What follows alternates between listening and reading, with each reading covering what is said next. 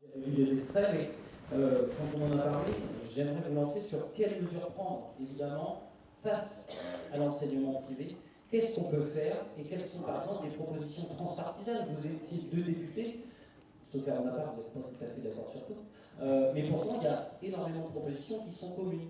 Est-ce que vous pouvez nous en donner quelques-unes qui ont fait accord entre nous et qui pourtant pourraient largement changer les choses?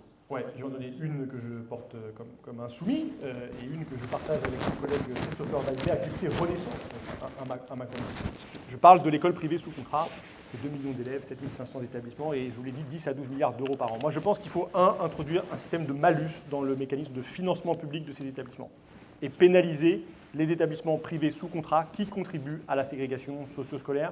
C'est tout à fait possible de le faire. Il y a un indicateur, je ne veux pas être technique, qui s'appelle l'IPS, qui mesure la composition sociale pour aller vite des établissements. Et on peut calculer des écarts à la moyenne avec des établissements de même rang, environnants, et voir là où il y a, par la sélection, par l'éviction aussi des élèves, parce que les établissements privés sous contrat peuvent pratiquer, quand des élèves affichent des résultats scolaires trop faibles de leur point de vue, une éviction qui est très brutale, qui est très difficile pour les élèves, pour leurs familles. Il faut pénaliser ces établissements et il faut le faire financièrement pour lutter contre les mécanismes de ségrégation socio-scolaire. C'est une des presque 70 propositions du rapport, et une que je partage avec mon collègue député Renaissance. Je la partage dans le rapport. Je ne sais pas s'il serait prêt à la voter, si jamais cette proposition était soumise au débat à l'Assemblée, mais c'est intéressant de voir qu'aujourd'hui, la ligne de clivage n'est plus exactement entre la gauche et la droite sur cette question-là. Je crois qu'elle traverse le bloc macroniste, et il y a beaucoup de débats chez eux, et qu'il y a une partie des députés macronistes qui seraient prêts peut-être à, sur certains points, sur les aspects de contrôle notamment, à réviser les choses. Mais avec lui, la dernière proposition du rapport, elle est très intéressante, je crois, puisque vous savez que ces établissements privés sont liés à l'État par un contrat. Le contrat établi par la loi Debré de 59, c'est ce contrat qui fonde le financement public en échange de quelques contreparties, mais elles sont minimes. Eh bien, nous proposons ensemble que ce contrat soit précisé et qu'il soit, tous les 3 ans, évalué le fait de savoir si, par exemple, cet établissement privé sous contrat, qui reçoit en moyenne plus de 75% de ses fonds sont des fonds publics, donc c'est l'argent des contribuables, s'il a atteint des objectifs en matière de mixité sociale, de mixité scolaire, d'inclusion scolaire, si, par exemple, il met en œuvre la vaccination des élèves contre le papillomavirus, qui est une politique de santé publique qui est indispensable, que les établissements publics mettent en œuvre et que les établissements privés peuvent choisir. Et souvent, d'ailleurs, trop souvent, parfois, ils font le choix de ne pas protéger les jeunes enfants contre ce virus qui peut, vous le savez, provoquer des cancers chez les jeunes filles et chez les jeunes garçons, d'ailleurs, chez les jeunes garçons. Donc, vous voyez, s'il y a un contrat, eh bien, le contrat doit être sincère, doit être véritable, doit engager les 2 parties, et s'il n'est pas respecté, ce contrat doit être rompu. Il doit être cassé, les financements publics doivent cesser, parce qu'il n'est pas possible, il n'est plus acceptable que des établissements, le collège Stanislas, vous en avez entendu parler, piétine littéralement la loi. Le collège Stanislas ne respecte pas la liberté de conscience des élèves.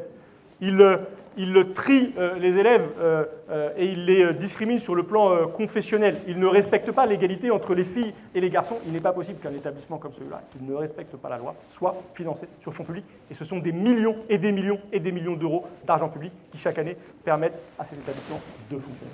Ouais, cette question me paraît fondamentale parce que je veux dire, c'est l'intérêt de tous les élèves que d'être ensemble, et les bons s'améliorent en tirant, en aidant, en expliquant aux autres comment réussir un exercice. Et donc tout le monde va en pâtir, mais il y en a d'autres qui sont peut-être plus qualifiés que moi pour répondre. Comment est-ce qu'elle va se mettre en place, cette réforme? Dans la violence, dans le chaos, dans le désordre. Elle va en produire beaucoup. Déjà plein de questions ce soir. Comment ça va se passer? On voit bien, c'est très difficile. C'est très difficile déjà aujourd'hui. Ça le sera encore plus. Le gouvernement vient de supprimer par 49.3 dans le budget 2024 de l'éducation presque 500 postes dans le second degré. Or, créer des groupes de niveau nécessite des postes supplémentaires.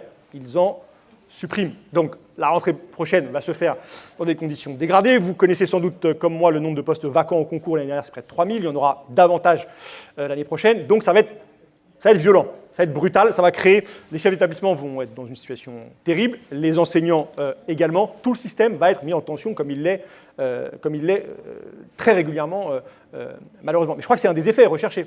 Parce que les dysfonctionnements, ensuite, permettent d'accuser son chien d'avoir la rage et appellent d'autres réformes, et le cycle reprend et continue ses effets destructeurs. De ce point de vue-là, une façon de répondre à la question très simple et nécessaire, qu'est-ce que c'est que le choc des savoirs, à laquelle il a été répondu, et aussi de dire qu'est-ce qu'il n'est pas. Il n'est en aucun cas une réponse au problème majeur, massif, urgent de l'école. Nous sommes dans un pays où il y a chaque année 15 millions d'heures de cours non assurées, non remplacées. Voilà un problème qui, en principe, devrait occuper tous les ministres de l'Éducation nationale. Or, le choc des savoirs ne répond en rien à ce problème. On est dans un pays, j'imagine, dans le département de la Sarthe, où des écoles ferment, des classes ferment, donc des classes sont ensuite surchargées. Dans un pays où le bâti scolaire est dans un état de dégradation avancée. Quelles sont les réponses du choc des savoirs à tout ça? Rien. On est dans un pays où on ne recrute plus d'enseignants, qui est un problème majeur pour le fonctionnement d'une école publique de qualité. Là encore, le choc des savoirs ne répond en rien à tout ça. Je veux le dire parce que c'est sidérant de constater de ce fait que c'est aussi une entreprise de diversion qui permet de discourir sur plein de choses, qui répond à une attente que personne n'a formulée, puisque personne n'a jamais demandé « S'il vous plaît, monsieur le ministre, s'il vous plaît, séparer les élèves des enfants où mon enfant, ma fille est scolarisée. » Personne n'a jamais demandé ça. Or, c'est la réponse que ce gouvernement apporte au pays. Madame, juste sur l'école, sur les enfants en situation de handicap, je voulais vous dire 2 mots. Pour ceux qui sont accueillis dans l'école, parce que beaucoup n'y ont pas encore leur place, la promesse de l'école inclusive reste à l'état de promesse.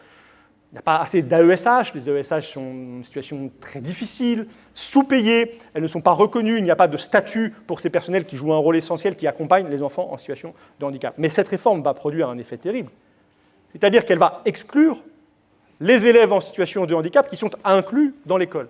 430 000. En les dirigeant quasiment tous, vers quel groupe? Lequel des 3 groupes sera le groupe vers lequel on dirigera les élèves en situation de handicap? Donc la nation a fait un effort pour les inclure dans l'école. Et là, on va faire marche arrière en les reléguant à nouveau, en les mettant dans un endroit particulier. Et d'un certain point de vue, on va les exclure, après les avoir, une partie d'entre eux inclus. Donc c'est l'un des effets catastrophiques de cette réforme qui, de ce point de vue-là aussi, doit être absolument dénoncé. Des réformes antidémocratiques, il y en a eu, là encore, beaucoup et beaucoup encore. Celle-ci, comme les précédentes, je suis député, je n'ai jamais ni voté, ni débattu, ni pu donner mon avis sur ce choc des savoirs qui a été préparé par 4 groupes de travail, chacun composé de 2 enseignants, d'un recteur et d'un inspecteur d'académie.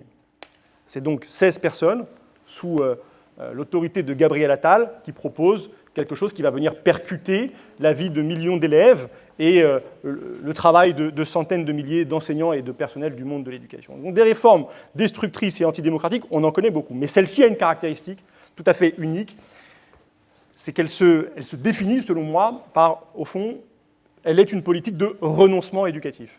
Pour la première fois, un gouvernement renonce à éduquer les élèves. Et donc elle dit, cette réforme, elle dit 3 choses très graves. Elle dit, 1, tous les élèves ne sont pas capables.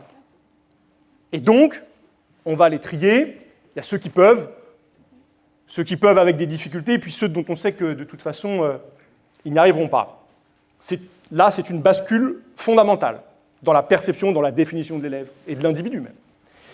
2, cette réforme dit, puisque tous les élèves ne sont pas capables, tous n'ont pas de devenir scolaire. Et donc, pour certains, nous allons les diriger vers la sortie, c'est-à-dire vers le monde du travail à 14 ans ou à 15 ans, à travers l'apprentissage. C'est ce que le gouvernement appelle la prépa-lycée, qui est censé recevoir les élèves qui n'auront pas leur brevet, qui donc ne pourront pas accéder au lycée. Ils sont censés pouvoir, dans cette prépa-lycée, accéder au brevet. Simplement, il y a 90 000 élèves par an qui n'ont pas le brevet, et des prépa-lycées, ils en prévoient pour l'instant 1 par département. Vous comprenez bien que pour des dizaines, il n'y aura pas de place dans ces prépa-lycées qui sont elles-mêmes des impasses, mais donc direction tout droit vers l'apprentissage qui peut avoir un intérêt pour certains parcours, mais pas à une échelle de masse comme celle qui est préparée et pas pour ces profils-là. Et puis 3, cette réforme, elle dit, au fond, tous les élèves, là, cette fois-ci, il n'est pas utile de les élever, c'est-à-dire de les émanciper, de leur permettre d'acquérir des savoirs, un esprit critique et créatif, et elle les ramène aux fondamentaux, c'est le vocabulaire de la droite, vous le connaissez, aux français, aux mathématiques, et seulement à eux, en tout cas prioritairement à eux. C'est pour ça d'ailleurs que ces groupes de niveau sont concentrés autour de ces matières. C'est pour ça que les enseignants aujourd'hui ne sont plus formés dans le premier degré à autre chose qu'au français et aux maths, et qu'on est en train de rabougrir notre école, d'en faire une école utilitariste pour préparer les jeunes Français au monde du travail. Bien sûr, ça fait système. Ce qui est en train d'arriver au collège fait écho à ce qui vient de se passer, quelqu'un l'a dit, dans le lycée professionnel. La dernière réforme, là aussi, jamais débattue, jamais votée. Je la résume, c'est moins de cours, plus de stages, moins de profs, plus de patrons. C'est la même chose pour 600 000 lycéens, un tiers de la jeunesse lycéenne de ce pays. Là, c'est tous les collégiens de France qui sont concernés. Donc ça fait système. Si une réforme comme celle-là, si une bascule aussi grave que le renoncement à éduquer 12 millions d'élèves, 10 millions, je vais vous dire pourquoi il y en a 2 millions qui peuvent échapper à ça. Si ça est possible aujourd'hui, c'est parce qu'à côté de l'école publique, il existe une autre école, l'école privée. L'école privée qui échappe, qui va échapper au choc des savoirs. Les principaux responsables de l'enseignement privé, c'est l'enseignement catholique, puisque c'est 97% des établissements privés sous contrat de notre pays, ont dit qu'ils n'appliqueraient pas le choc des savoirs. Et donc il y a un espace pour ceux qui peuvent y accéder, pour ceux qui peuvent se le payer, parce qu'elle n'est pas très chère l'école privée quand on la compare en France à ce qu'elle peut coûter ailleurs, mais elle coûte quand même. 100 €, 150, 200, parfois davantage par mois pour des familles, c'est parfois une dépense inaccessible.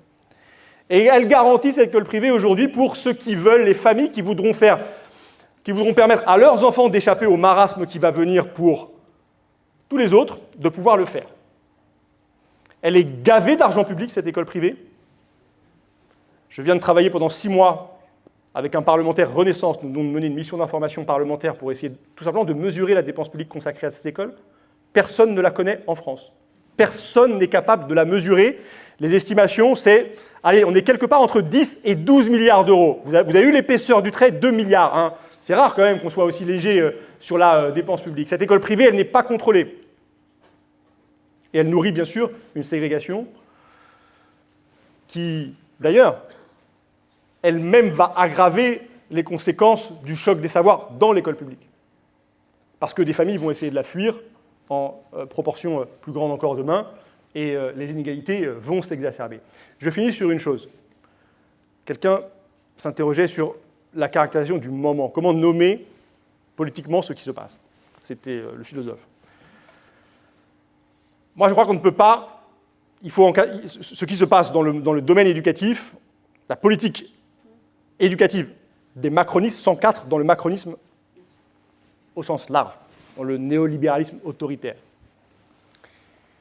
Le gouvernement d'Emmanuel Macron est celui qui a voté, pardon de ce petit détour, mais une loi, c'était en décembre dernier, avec les députés du Rassemblement national, elle a été censurée par le Conseil constitutionnel, mais qui prévoyait d'inscrire dans la loi commune le principe de préférence nationale.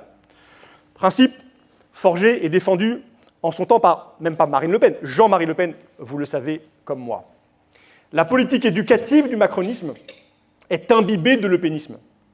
Elle est l'un des principaux endroits de la jonction idéologique entre le bloc macroniste et le bloc lepéniste, entre les députés macronistes et lepénistes, que je vois chaque jour, de plus en plus souvent, je les vois se féliciter, s'applaudir et voter ensemble. Je les ai notamment vus reprendre la proposition d'uniforme à l'école, qui a été défendue pour la première fois dans l'hémicycle de l'Assemblée nationale, non pas par des macronistes, mais par le Rassemblement national à l'occasion de sa niche parlementaire.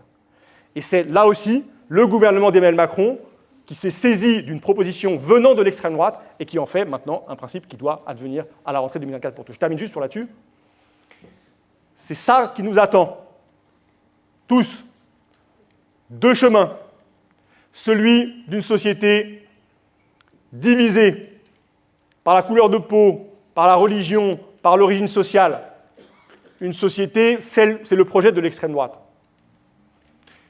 C'est celui du chacun pour soi, où chacun va chercher son école, privée quand on peut, publique, le meilleur groupe au sein de l'école publique. Et puis face à ça, il y a une alternative. Et je ne suis pas du tout, moi là, dans le sentiment qu'il n'y a qu'un chemin qui se dessine. Je pense qu'il y en a 2. Je pense qu'un autre peut être pris. Et votre don de ce soir nous montre qu'il est possible, en effet, d'espérer un autre devenir. L'autre chemin, c'est celui des principes d'égalité, de fraternité qui tissent notre société et qui font le fondement de l'école de la République, de l'école publique. Et ça peut nous permettre de résister à ce projet politique qui est là, qui est à l'œuvre, qu'il faut combattre de toutes nos forces. Votre présence ce soir, nombreuse. Les mobilisations partout en France, entre enseignants, entre parents d'élèves, avec des élèves qui sont nouvelles, me font dire qu'il y a matière à espérer et à déjouer ce fameux choc des savoirs, à le défaire.